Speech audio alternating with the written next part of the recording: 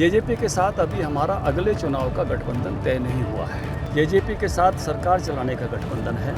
उसका जब निर्णय होगा तो निश्चित रूप से हम आपके साथ भी साझा करेंगे, क्योंकि वो सब अभी सवाल भविष्य का है। हुड्डा के पास टैक्सी तो है नहीं, सवारियों का सौदा कर रहे हैं। जिंदगी के रास्ते में मेरे सिर से जितने पत्थर टकराए तो एक एक को पहचाना तो मेरे अपने फेंके हुए थे, तो जो बीज बोए हैं उनके फल तो आएंगे। वीरेंद्र सिंह जी अपनी बात पे अड़े हुए हैं। आज चंडीगढ़ में उन्होंने कल चंडीगढ़ में प्रेस कॉन्फ्रेंस करी है। वीरेंद्र सिंह जी के सामने एक स्वाभाविक प्रश्न है, कोई और नेता होता तो उसके सामने भी होता। उनकी अपनी सीट पर ही जेजेपी जीती हुई है और इसलिए उनको लगता है कि जेजेपी के साथ रहते हैं तो उचाना सीट का क्या होगा। जेजेपी के साथ अभी हमारा अगले चुनाव का गठबंधन तय नहीं हुआ है। जेजेपी के साथ सरकार चलाने का गठबंधन है।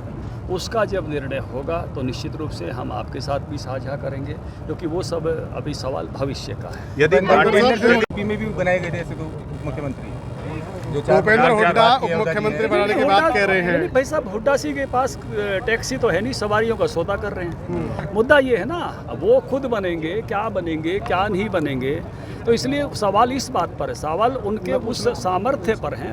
उप मुख्यमंत्री बनने तो हमारे यहाँ भी उप मुख्यमंत्री है, वो दिक्कत नहीं है। उप मुख्यमंत्री पद में दिक्कत नहीं है, लेकिन आप जो देने का वादा कर रहे हो, क्या आप देने के सामर्थ्य में हो? क्योंकि हुड्डा साहब अपना वोट मैनेज कर रहे हैं, क्योंकि पिछली बार जब लोकसभा चुनाव में पिता पुत्र संयोग ऐसा था कि रमेश कौशिक जी और अरविंद शर्मा से हार गए थे, तो उनको लग रहा है कि अभी चुनाव आ रहा है और चुनाव में क्या बनेगी ये हर एक नेता को चिंता होती है।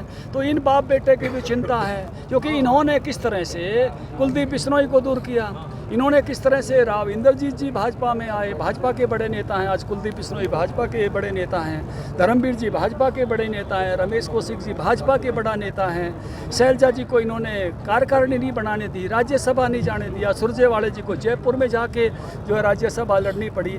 तो जैसे एक एक को निपटाया तो शेख सादी का एक शेर है, जिंदगी के रास्ते में मेरे सिर से जितने पत्थर टकराए तो एक एक को पहचाना तो मेरे अपने फेंके हुए थे, तो जो बीज बोए हैं उनके फल तो आएंगे। धनखड़ साहब, मेरे दो सवाल हैं। पहला सवाल तो ये है कि आप जिसको पन्ना प्रमुख कह रहे हो चुके हैं, परंतु पांचों पन्ना प्रमुख में पन्ना प्रमुख नजर नहीं आते, आम जनता ज्यादा नजर आती। इसकी बात करें तो इसमें भी यही हालात है। दूसरा बड़ा सवाल है, दूसरा सुन लीजिए सर।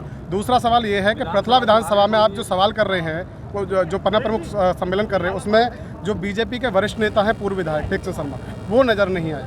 देखिए, पहली बात तो ये है कि पन्ना प्रमुख जब बन जाता है, पोर्टल पर चढ़ जाता है, उसी के बाद पन्ना प्रमुख सम्मेलन की अनुमति दी जाती है। लेकिन पन्ना प्रमुख का जो कार्यक्रम है वो हमारा सबसे निचले लेवल का कार्यक्रम है, पिरामिड के मैं कहूँगा।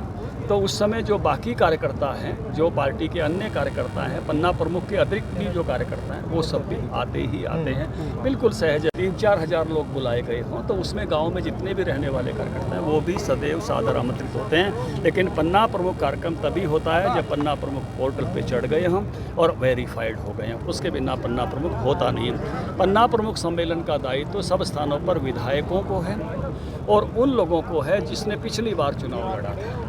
ये एक पार्टी की कार्य पद्धति है और परंपरा है। तो जिन स्थानों पर पार्टी का विधायक है वहाँ विधायकों ने कराया है। जहाँ पार्टी का विधायक विजयी नहीं हुआ था तो 2019 का जो कैंडिडेट थे वही सभी पन्ना प्रमुख करा रहे हैं। ये पूरे हरियाणा की परंपरा है।